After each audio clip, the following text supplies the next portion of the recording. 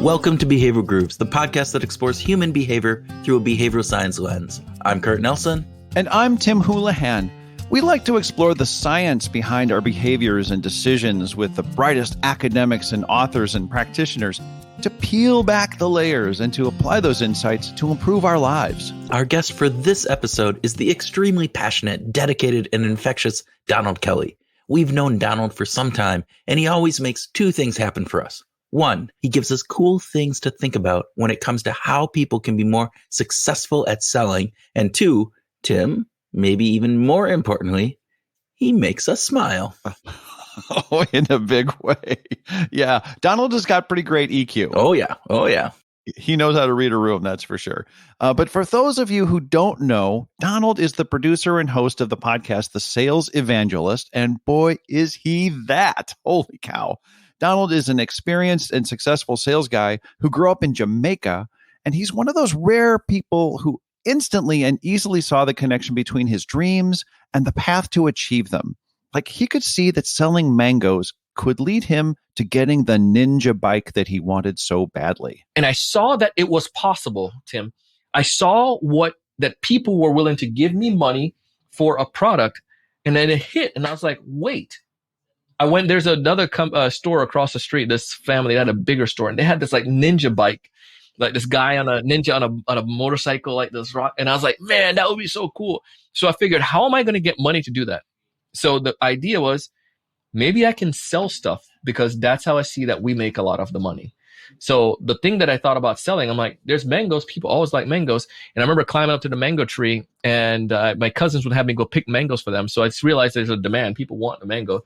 So what if I were to pick the mangoes and put them out in front and try to sell them in the front yard? We also talked to Donald about some of the psychological underpinnings to what makes salespeople successful. You'll hear him talk about mindset a lot and even skills training. But there's one thing he says about being a good salesperson that I think is going to surprise you. And you're not going to tell us right now. You're just going to force us to listen and wait. I am doing the cliffhanger here, Tim. But I'll give you a clue. All right. So listeners, when Donald says, quote, my definition of sales is when, and then you'll hear one of the most amazing definitions of sales ever.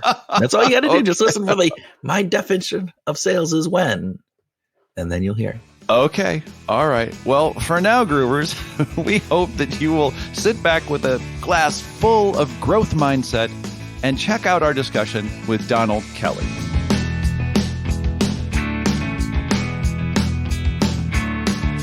Donald Kelly, welcome to Behavioral Grooves. Oh, thank you all so much for having me. I appreciate this. I'm excited to talk to you all today. Well, we have been waiting for this for a while. You had invited us on your show, and now we finally get to have you on ours. So we're super, super excited about this. And as always, we start with a speed round. So the first question for you, Donald, is coffee or tea? Do you have a preference? I don't really drink either, but if I did drink one, I would probably go with there's a passion tea that's, Tazio or whatever, that passion tea, Starbucks used to carry it, herbal tea. And growing up in Jamaica, every once in a while, mint tea solves every problem. So they always Okay, so if coffee and tea aren't your mainstays for, your morning drink, what do you drink? Just like the morning get up drink. Is it just water? Is it just water? And then also I do smooth like a shake or a smoothie, like a protein shake. That gives it some of the energy. Some of them have a little bit of little giddy up in it as well. Like they'll add that to it, but it gives you a little more of that energy. Right. So, yeah, fantastic. Okay, let's say you have an opportunity to have dinner with your favorite sports star or your favorite musician. Which would you prefer? Sports star. I'll go sports star. And who would that be? Michael Jordan. Michael. Wow. Yeah, I'll go old school here. I have a lot of questions for that guy. Man, that was it was fast, and B, it was, pretty. Yeah. So what is it about Michael that intrigues you? There are several athletes that had this capability that was, you're watching a game and at the end they're going to win. You just don't know what the score is. It's kind of like watching a movie. James Bond's going to win somehow. Yeah. That's the outcome. But how it happens, that's the thrill of it all. And there's a possibility that he couldn't win, but in the end, and that's what it always happened with like Michael Jordan. You're watching one of those games. I mean, at least in the era that I grew up watching him, like you knew he was going to win, and it's a killer instinct. It's the ability to turn on when it needs to be. And I feel that that's a quality or skill that we could all hone. I was listening to this speaker yesterday, and he was talking about, think about those moms who have a kid stuck underneath their car or whatnot, and how you hear stories of how this like small lady is able to lift up a car and move her kid out. What makes a difference? Like what happens? And I think there's a whole bunch of ideas that you're the smart people probably can figure that out on the behavioral side and human behavior and the brain and how powerful it is and the release of these extra strength, so to speak.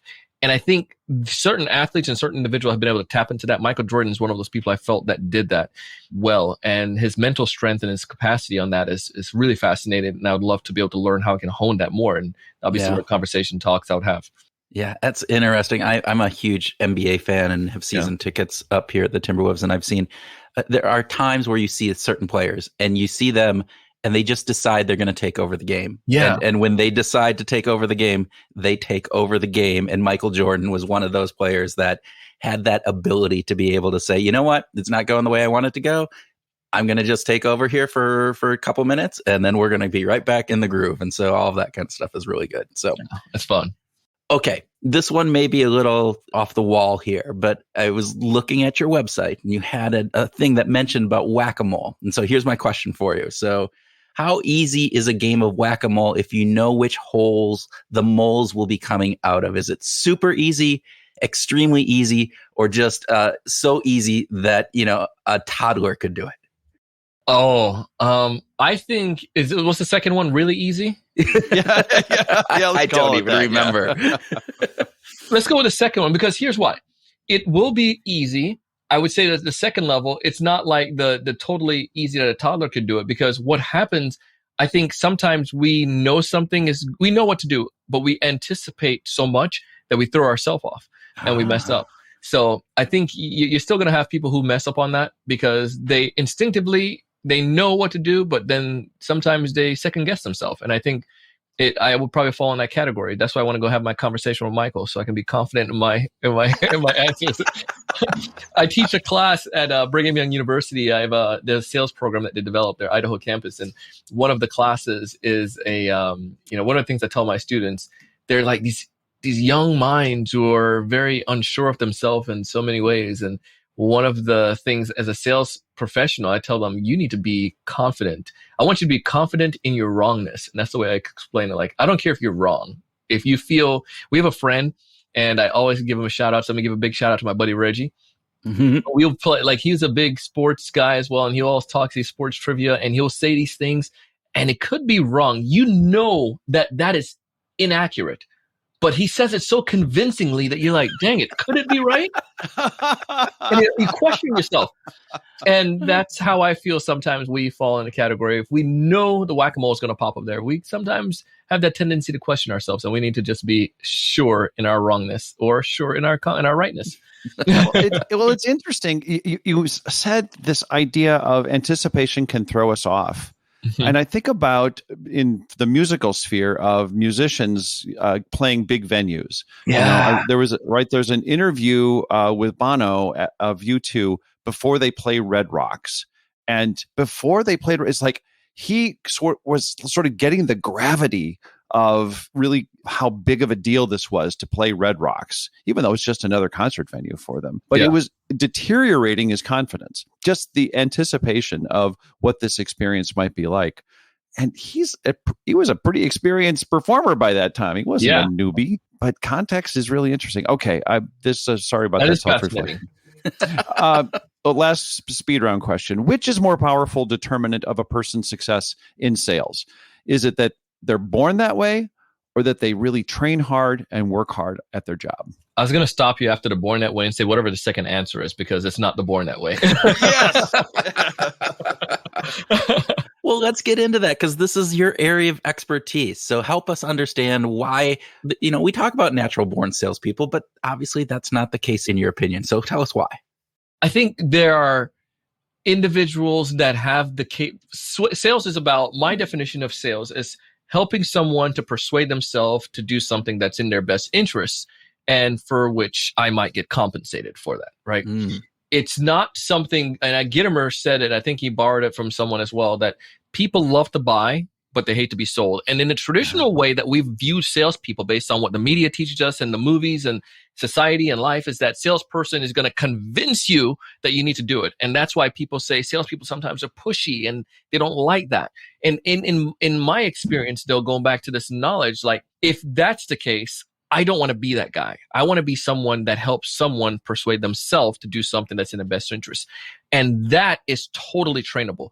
In that vein, there's some people that have the capabilities to do that a little bit more so. So let's say, for instance, like you grew up and your family, your family programming, like our son is growing up with Montessori learning. Like we're teaching him Montessori. So he's very confident in himself and very right now, and his ability to do stuff and to ask questions. Like he's a 2.5-year-old almost, and he's asking these questions and so forth because of the way that we're programming him. So he's grown up that way. And does he have, can somebody have some of those things in their early childhood that's going to help impact their way that they can perform later in the future? Yeah. And a seller that is great at asking effective questions is going to be great at sales. And some people have that capability. They just have, go back to my buddy Reggie. He just has that ability he has a strong conviction. His voice, the decimal level he speaks at sometimes, it's just like, this sounds so commanding. This answer must be right. And that could be the case. However, that is not the case that is going to make you a great seller. Those components may be helpful in a seller's capabilities, but to be trained on it is going to be the other way around. Because here's the other part. I got hired as a sales rep for a company. My sales experience came from me like growing up as a kid and also like my teenage years. And I had some stuff in my formidable years, like in college, where I got some, some real sales experience. However, I didn't have the B2B world side. I went into a company and they had a job description that said you need to have 10 years in software sales. And I'm like, this was back in 2010. I'm like, software's been around that long? They need to have like 10, 20 years? I'm like, what? So they said, they took a chance on me. I went into the company and I sucked it up and I wasn't too good because it was a whole different world from business to consumer sale to B2B sales. However, I went through a training program and the individual that they did hire that did have that 10 years on top of me, I was able to outpace him and perform better than him in 6 months. It wasn't because of the skills that I was born with or any of those things. Was I took the training to heart that we received and I followed it to T. And I realized that there was a formula. If I could follow that formula, that would be even more effective, coupled with my natural abilities to be able to have conversation and look people in the eye. Those things didn't make me a great seller. My fast talking ability didn't make me a great seller. It was the process and was honing that process and following that process. And ever since then, I became a believer and I was like, this works. And I started to talk about sales. Like, you need to do sales. You need to do sales. Sales works. And my buddy was like, you should do a podcast. And that led to another story. And we could talk about that some other day. But that's a long answer. we might talk about that today. But I want to go back to one thing that you started off with, this idea that, the popular media and variety of other, places, they kind of paint salespeople, often as the used car salesperson, right? That, pushing a piece of junk on you that you don't really want, and but you're feeling pressured into doing that. And it's interesting because I'm in my 50s now, and when I was younger, I kind of believed that. And what has been really fascinating for me at owning a business, but as well as just working in business, is I'm looking now and I'm going, salespeople have some of the hardest jobs in the world.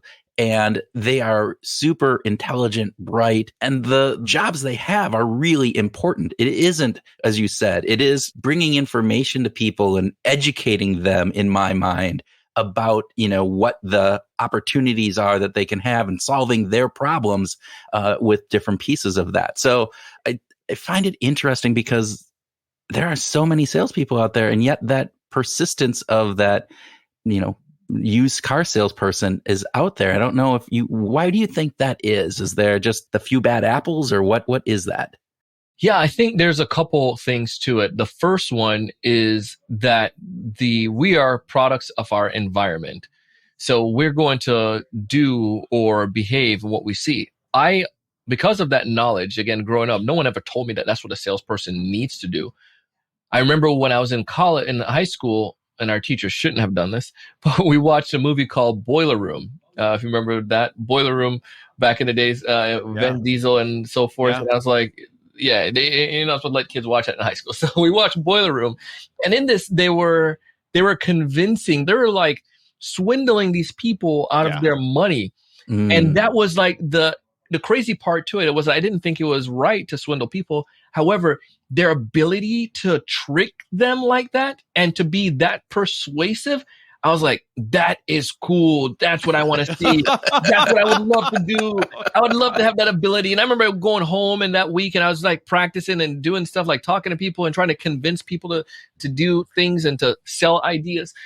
And it was subconsciously, I absorbed that and became doctrine and real that that's the way it was supposed to be.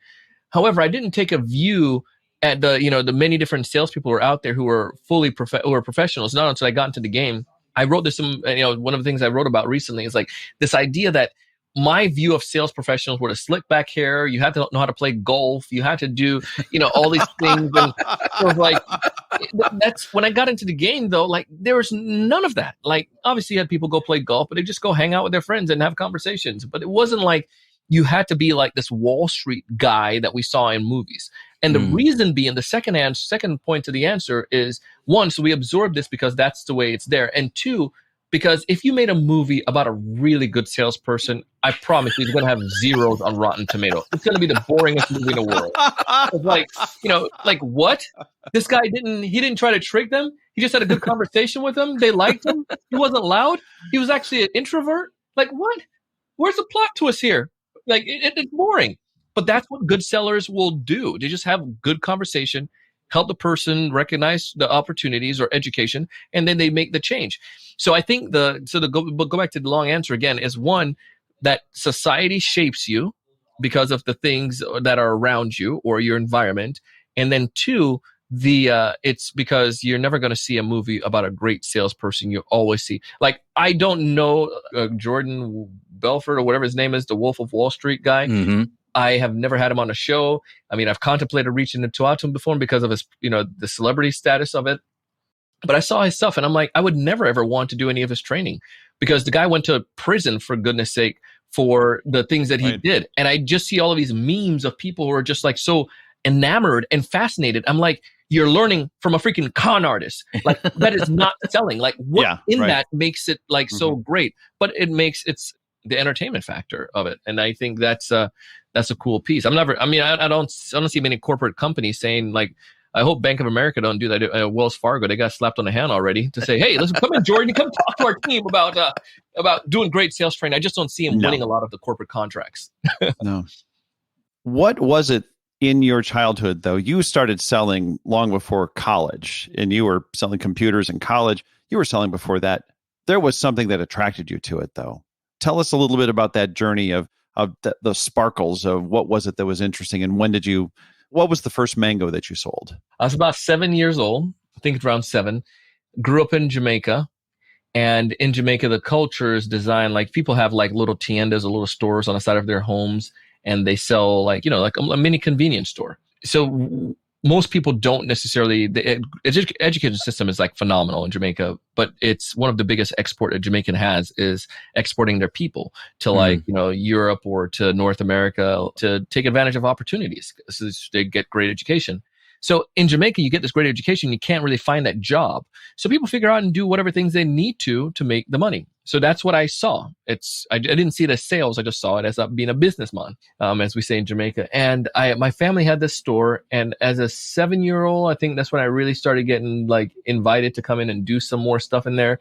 But we would, unload the merchandise when they come and you bring them to the store. But then I got to the point where I was behind the counter. Yeah. At the 7-year-old and, accepting money and people buying rice and you're weighing the rice and, so forth. So I kind of got used to that. Again, product of the environment. And I saw that it was possible, Tim.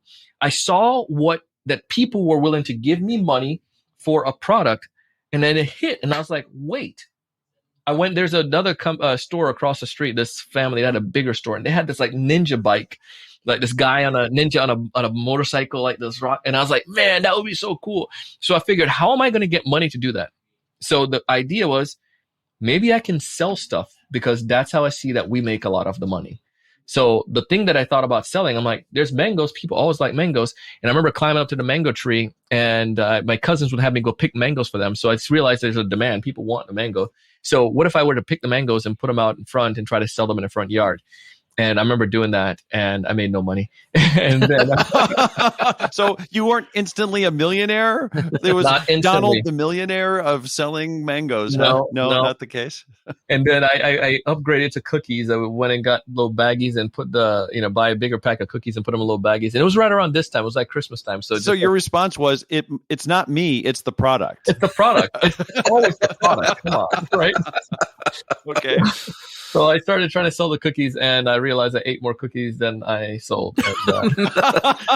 One of the bad things about having really good product, if you end up, consuming more of the product than you're selling, it's always, Yeah, so that was my early experience with it. But it sparked something, because it showed me that it was the idea of that hope, that it was possible, and that it could be done. And I think for many of us, we all want to see something happen, because then it proves us. Go back to the 4-minute mile, right? Like, we all thought, the whole world at a point thought it was, at least, what's his name?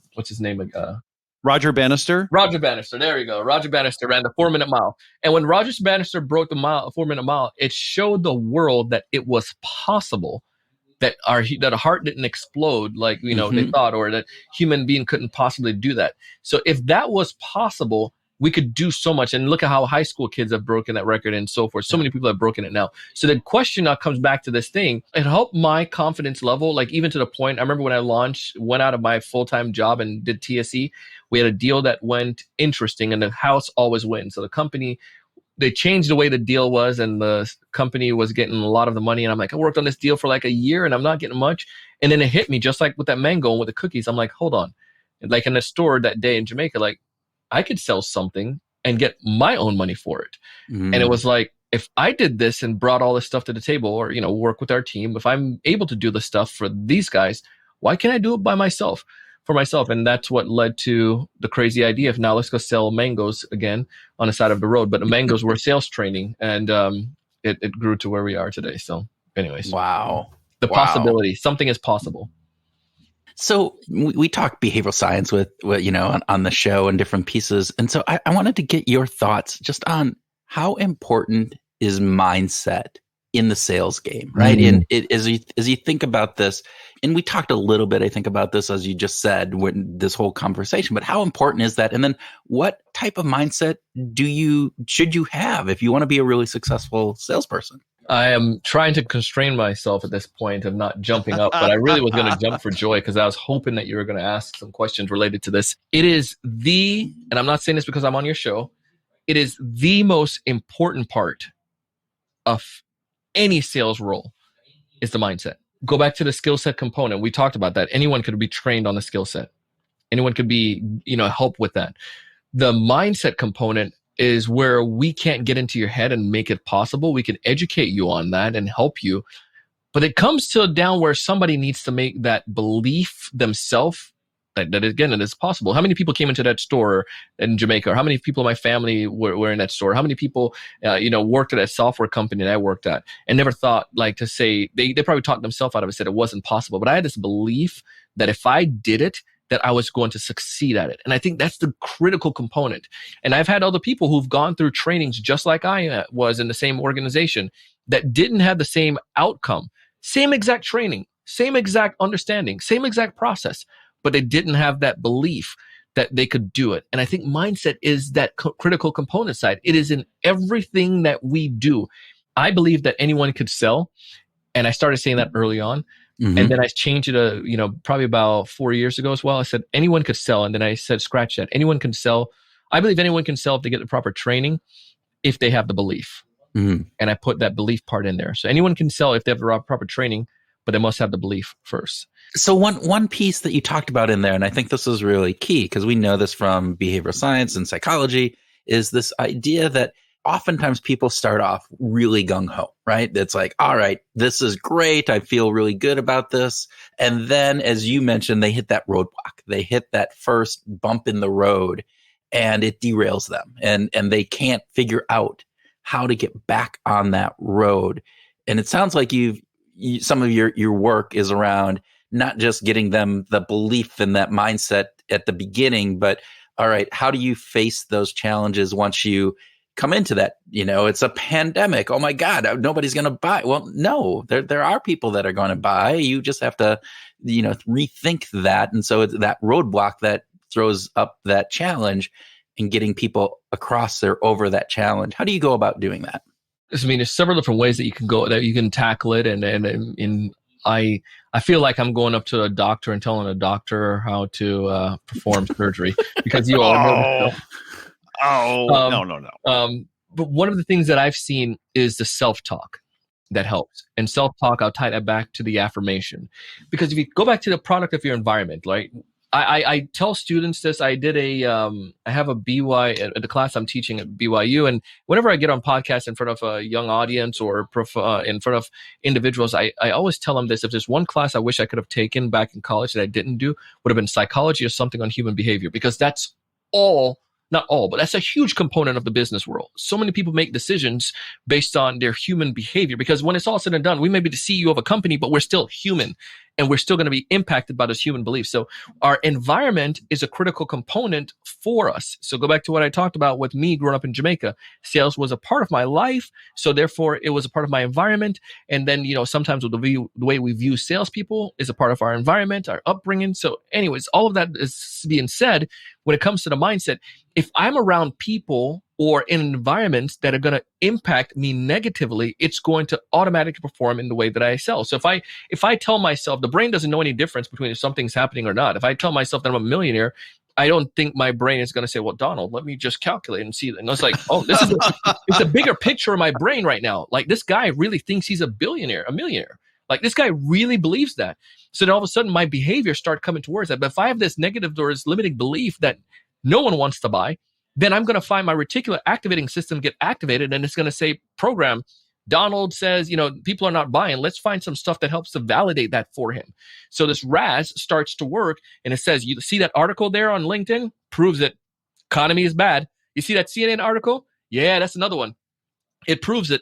The world is coming to an end. And you see this over here that, this person lost their job. You see, nobody is willing to buy, because that's my environment. So when it comes towards a mindset, if you have a salesperson who are impacted by that and they're getting these negative things and the reticular activating system is pointing those things out to them over and over and over again, of course it sucks. The world's coming to an end.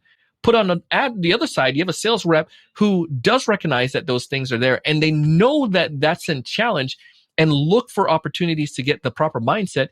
Go outside of that. They see the article on LinkedIn, but they also go and research, like, why is that? And they see like 4 other reasons about other industries that are killing it. They're doing well. Like, holy moly. Well, the world maybe not as bad as I thought. Maybe they get with other people who have that positive thinking. You're the product of 5 people you spend the most time your time with. So then now to see they're around other top performing sellers, what making Tim perform so well? I want to go talk to Tim, and now Tim's world is so different. So I'm leaving out of my negative world and I'm going to Tim. So then my reticular activating system start pointing this stuff out. And this is where you use the affirmation, that self-talk. One of the things we teach with the Pacific Institute is that when you create an affirmation, we're not making an affirmation of something that is going to happen in the future. We're making an affirmation of something that's future, but we believe is happening right now. And our brains become activated on that. So if I say, one day I want to be a billionaire, that's like, I can put it off. My brain is like, bro, that's way off there. But if I tell myself, I feel happy and confident knowing that I'm a billionaire. Like, now my brain starts to think, my subconscious, like, this guy is telling himself over and over. I start to behave different. Maybe I start hanging around people because my brain's going to be like, bro, look at this article about, being a billionaire. Look at these people, these books, look at these things. And then once I start consuming those things, my world start becoming as if I'm a billionaire. And then all of a sudden I find these opportunities. I get lucky, quote unquote. My sales trainer one of my sales managers used to said that luck is the intersection where hard work meets opportunity. So if you're in that vein, you're going to get lucky. If you're around people who are billionaires, of course you're going to get the billionaire thing rubbed off on you. And it's the same exact thing. So This is why mindset is so critical. And sometimes I talk to these sales leaders and they're sitting there like this. They're like, how is it going to make me money? I'm like, they don't talk like that, but they're not all from the South. They do talk like that, actually. They talk like that, like, how is this going to make me money? Mr. Kelly, I don't know if that. I wanted my boys to pick up the phone and make the calls. How is this? And it's like, you can't measure your mindset like, you can measure how many calls dude made today, how many appointments you get. However, you can measure the performance over time. And it's that soft skill that needs to sell. And then the other way I look at it, I say, who's your favorite baseball team? Or who's your favorite sports team? And they tell me. And I say, go look at those people's books. And they have someone on that team, their job, they're getting paid $300,000 a year and they're getting rings just so that they can be the mental coach on that team. I have a friend that works for the Braves. He worked for the Braves and now he works for the Tampa Bay Rays. And that's his job. Like, that's his job. So if the best of the best in the world are doing that, why in the world is your team not doing that? Why don't we see this more? And I think in 20, 30 years from now, 40 years from now, when these are more, when we are, our species evolve, hopefully, like a little bit further, we are going to see like, how in the world did we do that 100 years ago, 50 years ago? Why in the world did we not take our emotional intelligence and our mental side so important as much as we took some of the physical things? And I'm going to stop there. Hey, Groovers, we wanted to take a quick break from our conversation with Donald to talk about a new handbook on leadership in this new age that we're living in. It's called Leading Human. If you are in sales leadership or in any type of management, Leading Human can help you address the challenges that you are facing in this new, not quite post-pandemic world.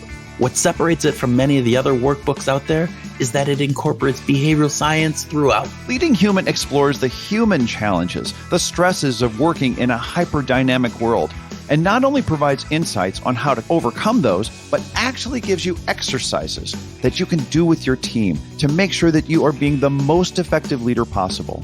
In this ever-changing world, having a deep understanding of how to apply behavioral science insights to your team is vitally important. Leading Human is a book in 2 parts. It's a playbook that provides you the insights on understanding the issues and the sciences surrounding them. And it's a workbook that gives you tools and exercises that can be used with your team to examine those issues and develop solutions. Combined, they can improve your team's habits, communication, psychological safety, and ultimately their sales and other productivity. You can check it out at behavioralgurus.com under the products tab, and you'll see it highlighted there, and you'll be able to download a free white paper as well. Okay, now back to our sales conversation with Donald.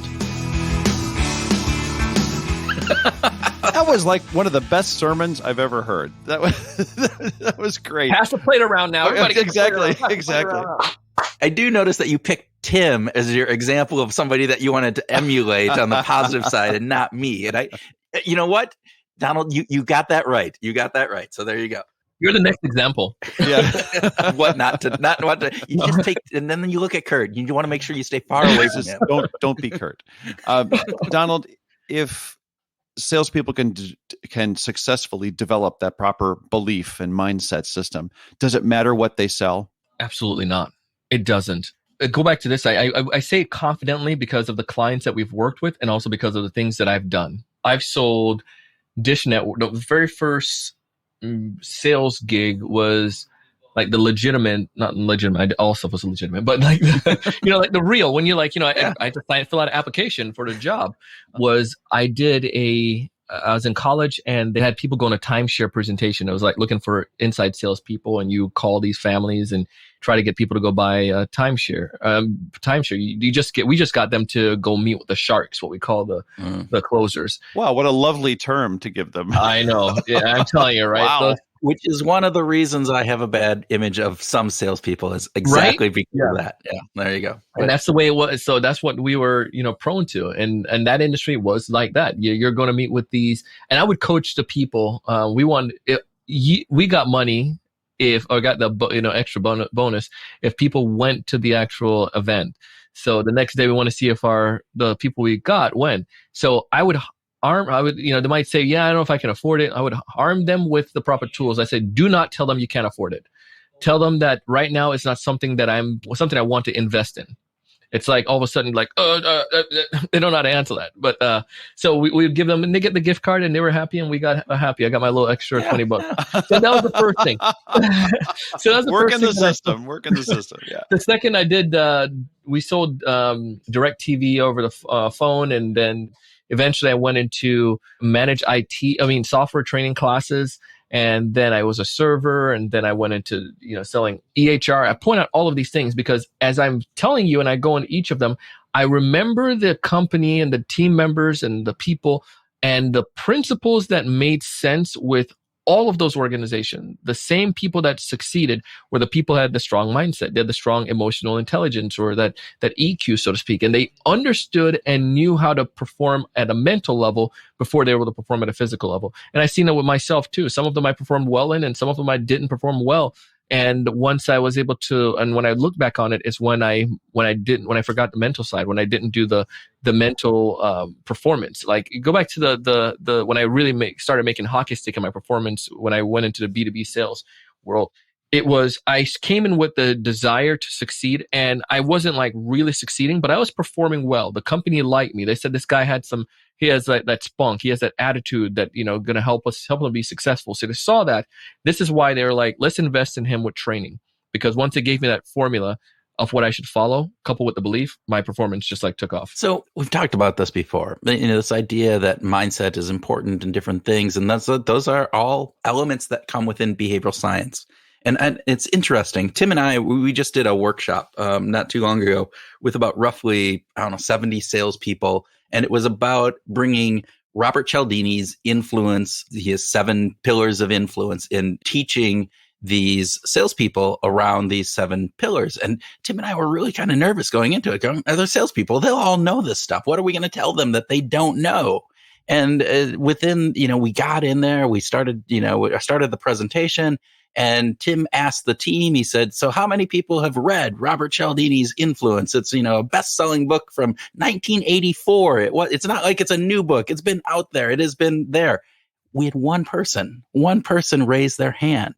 And so my question to you, Donald, is, was that just a unique one-off case? Because those happen, right? Or is this why don't salespeople, if that is indeed the case, that many of them don't look at this kind of stuff, what's keeping them from understanding the human side of things and learning more from the behavioral science perspective, from the psychology perspective, all of those factors? What do you think is keeping that down, if that's indeed the case, or we might just have been an anomaly in that situation? It's not an anomaly. And the answer is, I would probably say, the company's success. And we'll work backwards with that. I just brought on Seth Godin on the podcast. And one of the things that he said was that he asked me the question about Google. He said, look at Google. Do you think that Google succeeded because of the salespeople, or do you think Google succeeded because of the product?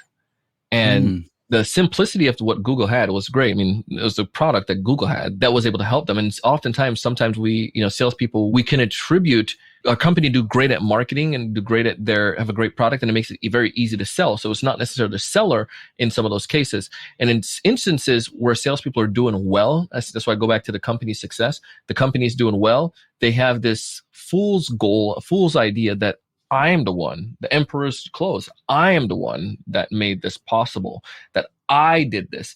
And they're going to have the customer that come back year after year, and the branding for Microsoft is still going to be strong. And it's going to be easy for those salespeople to do well. So then why in the world would I want to do anything with mindset? Why in the world? Because what I'm doing has worked, and it's continuing to work. But you take that salesperson and you put them into another industry, they're going to have a challenge because the mindset is not strong, where the product may not necessarily be be amazing, and the brand may not be known. This is why the salespeople that have the proper mindset can perform that way. And usually you find salespeople also that they limp along. I had a trainer that says there's a lot of salespeople out there with selling for 30 years with 1 year of experience.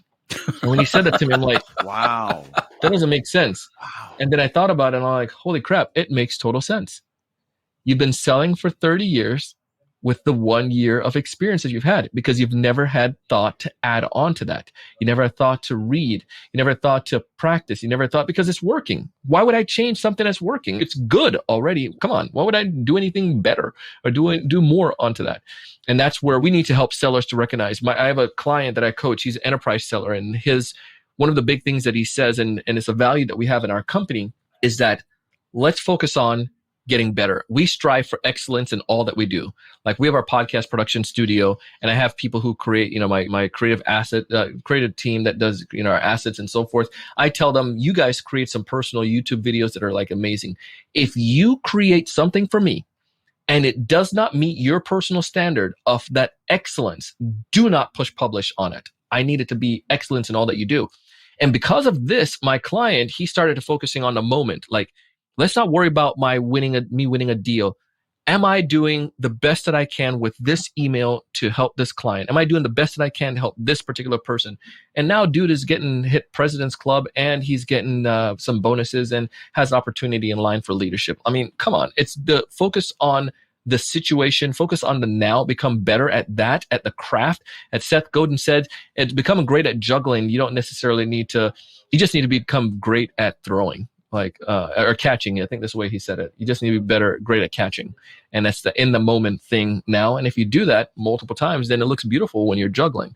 And the same concept with the sellers. We need to help sellers understand that now is like your personal excellence, your personal best. Am I being the best person that I can possibly be? And some of those sellers who are making that $100,000 a year without even trying, they probably could be making $500,000. But they believe that that's where they need to be, and they're good, and they won't change from there.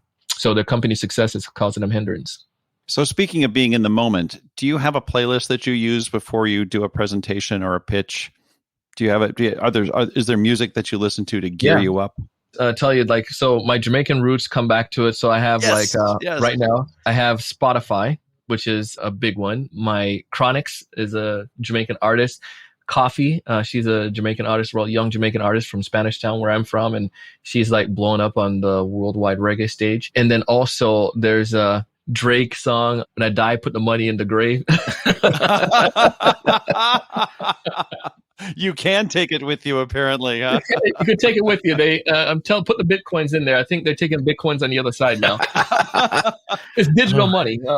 And then there's another one that this artist called the song called "A Box," and so I like a blend of like hip hop. I like a blend of like the reggae roots. Some Damian Marley as well is another component. It just puts me in the zone. And when I'm able to be in the zone, and I go back to the visualization, I visualize myself, whether it's on a stage or whether if it's like in front of a client, or whether it's front of making that cold outreach or utilizing, like if I get in the zone, the performance becomes great. My coach that I have, and she helped me, I performed at the semifinals for the World Championship of Public Speaking with Toastmaster. And my coach, she always just she worked with me on that. She's like, just get into the zone. I told her, sometimes I was nervous, and we would do like the Wonder Woman pose, like just close your eyes, get into the zone, and have your blood and everything just just be open. Everything's flowing, and picture yourself, visualize what you want. And that always helped me to perform well. So the music and that visualization. Very cool. Donald Kelly, it's always a pleasure to talk to you. Today was absolutely no less that. Thank you for being a guest on Behavioral Grooves. Well, I appreciate this, Tim and Kurt. You guys are amazing. And thank you for coming on our podcast as well and bringing value to our community. I know they really enjoyed it as well. We'll put all this in the show notes and other things, and probably in the intro as well. But you do have a book that is in pre-order right now that you can come out. You want to talk a little bit about the book and why people should go out and pre-order? Because I'm Donald freaking Kelly, so you should order it. If you need more justification than that, I grew up, again, as I shared, in Jamaica, and one of the things, like that mango story, there are many people who sold peanuts and sold mangoes and sold like trinkets, and it was like all the same exact product. And when I was coming up working with my book coach, he was like, let's do some mind mapping. And when we were doing all these things, he was like, talk about your Jamaican heritage. And we did mind map going around that and flowed. And then all of a sudden, we're grooving. And then he was like, listen, there are a bunch of books out there on how to do cold call and how to do cold outreach and so forth. There are a bunch of books like that. What you have that's going to be a little different is your story. Let's talk about that. And then I told him about the mango thing, and he was like, man, just sell it like a mango. And I forgot how it came to, but it made sense. Like, think about these people who are selling the same exact products. They all sell the same exact thing, but they're able to sell it so uniquely well according to their level, their capabilities. So, and that's what the titles call. So, and we focus a lot on new sellers and folks challenge, having difficulty. So Sell Like a Mango, a new seller's guide to closing more deals. And whether you're a B2B sales rep or you're B2C, you're going to have competitors selling the same exact product that you're selling. What makes one mango sellers more successful than the other? The principles we outline in the 12 chapters, each chapter tackling one of those different principles. And we'll share those secret with you. So you can pre-order it right now. It goes, it gets published. Our publisher Sound Wisdom, and they set up a beautiful page on Amazon. And you can get it pre-ordered. There's a Kindle pre-order as well. And fantastic. It'll all be available in May. So, all right. Yeah. Well, we'll definitely. I know I will pre-order. Absolutely. It, so there you go. Thank you, Donald Kelly. Thank you. Thank you all. Appreciate it.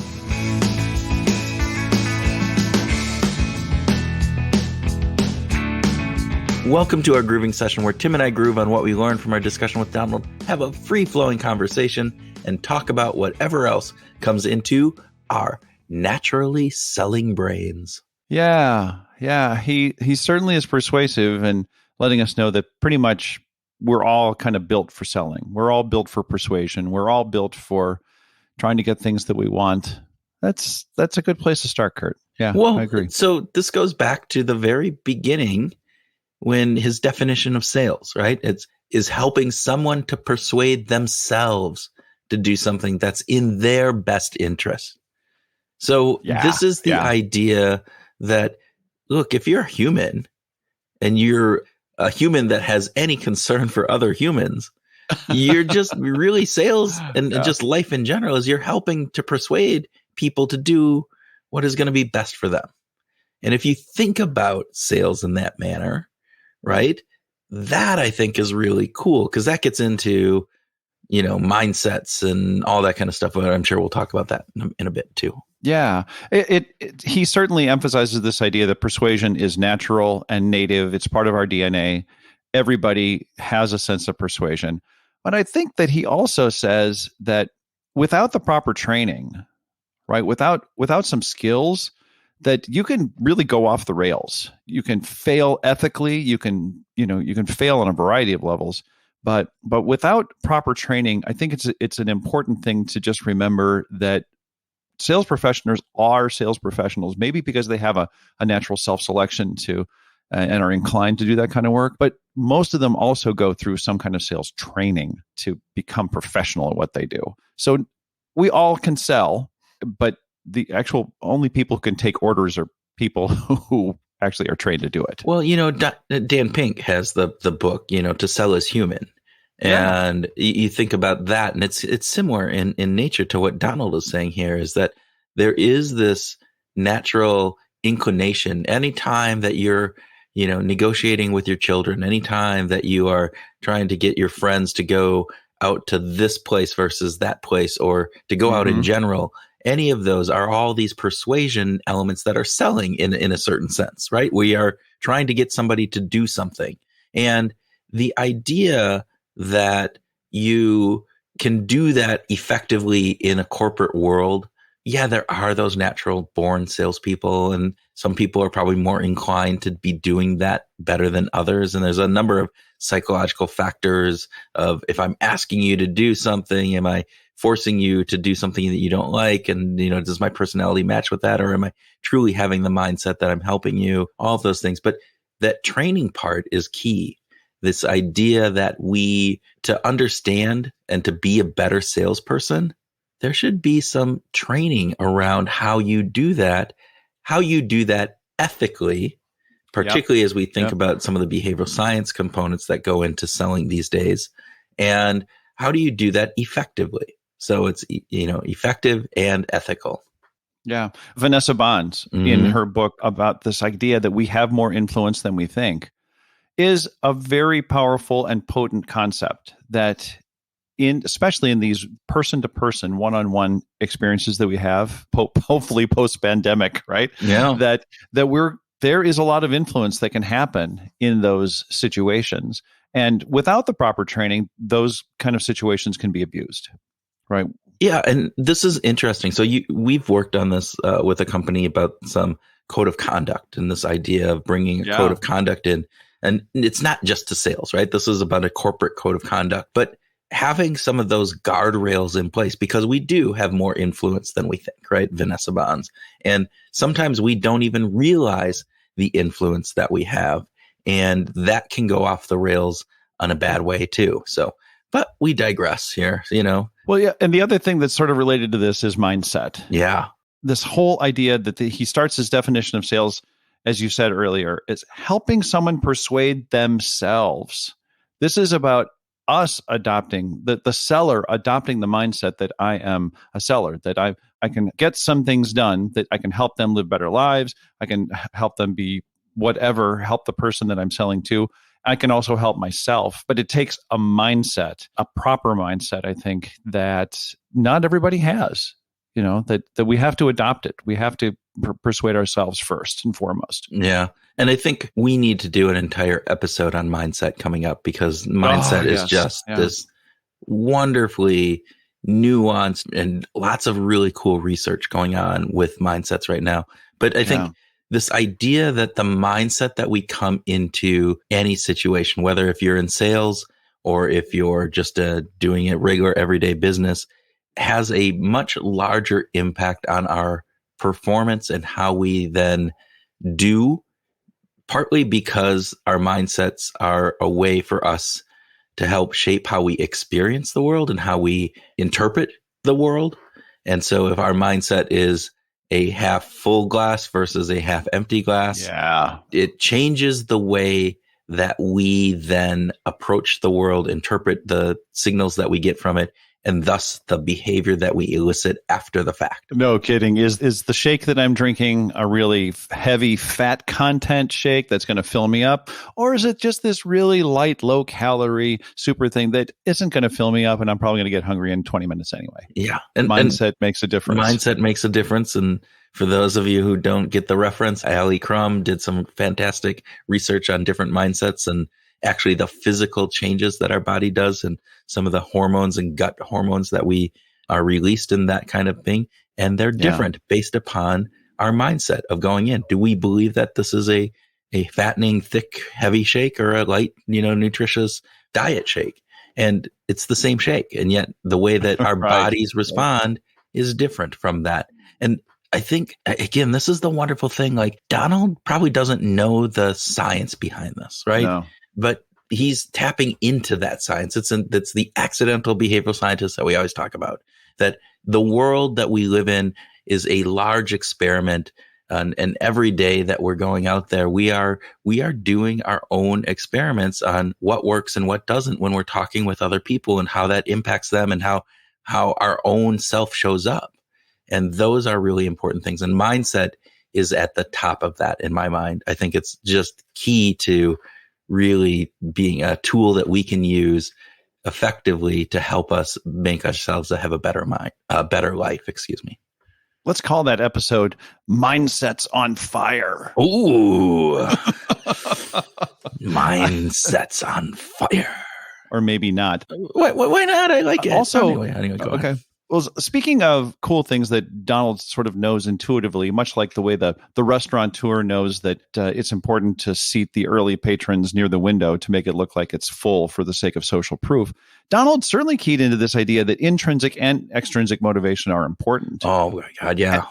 I loved the story of the ninja bike and selling mangoes. Yep. Like, he took some joy in some intrinsic motivation and joy out of the idea of picking mangoes.